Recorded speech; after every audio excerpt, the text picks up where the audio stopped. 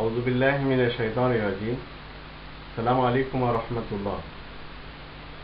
ইসলাম গরিবদের উপরে কি হজ ফরজ করেছে? আল্লাহ রাব্বুল আলামিনের পক্ষ থেকে সত্যি গরিবদের উপরে নিয়ামত হিসেবে আমরা ধরে নিতে পারি যে তাদের উপরে হজ ফরজ করা হয়নি। কারণ হজ তারাই করবে যারা মক্কায় যাতায়াতের খরচপত্র রাখবে। এমনকি কোনো গরিব যদি ইচ্ছাও করে যে আমি কর্জ করে হজে যাব, সেটাও নিষেধ। গরিবরা সাধারণত নিজেদের খাদ্য খাবার সংগ্রহ করার জন্য তারা ব্যস্ত থাকে এবং তাদের ইবাদতের অনেক কিছু ইবাদতের ক্ষেত্রে কম করিয়ে দেওয়া হয়েছে। যেমন গরিবদের উপরে যাকাত নেই, ঠিক এইভাবে 3 নম্বর সূরা আল ইমরানের 96 এবং 97 আয়াতের দৃষ্টিতে আমরা দেখতে পারি, এখানে আল্লাহ রাব্বুল আলামিন বলেন, ইন্না আউওয়ালা বাইতিন উদিয়া লিন-নাস লাল্লাযী বিবাক্কাতা মুবারাকান ওয়া হুদাল লিল আলামিন। নিশ্চয় প্রথম ঘর মানব সমাজের জন্য বানানো হয়েছে মক্কাতে। এই ঘরটি মানব সমাজকে হিদায়াত করে এবং পবিত্র সব সময়ের জন্য। তারপরে আল্লাহ বলেন, ফিহি আয়াতুম বাইয়িনাতুম মাকাম ইব্রাহিম। সেখানে ইব্রাহিমের দাঁড়ানোর স্থান রয়েছে, ইব্রাহিমের একটি বিশেষ মর্যাদার স্থান রয়েছে। তারপরে আল্লাহ বলেন, ওমান দাখালাহু কানা আমিনা। এই স্থানে যারা প্রবেশ করবে তারা সবাই নিরাপদে এসে যাবে।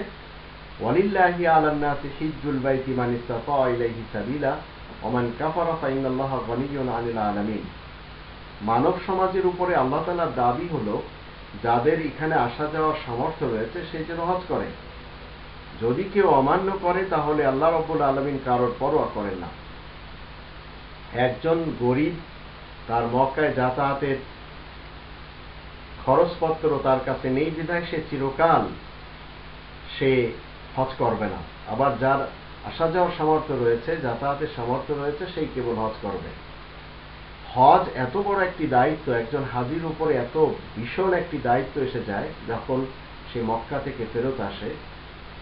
প্রথমে যাওয়ার পূর্বে তো তার সেখানে যে শিখতে হয়, দেখে দেখে শিখতে হয় হজের যত মানাসিক রয়েছে, নিয়ম কানুন রয়েছে। 2 নম্বর সূরা আল বাকারার 128 নম্বর আয়াতে ওয়ারিনা মানাসিকানা, মানাসিক হজের মানাসিকগুলি দেখে শিখতে হয়।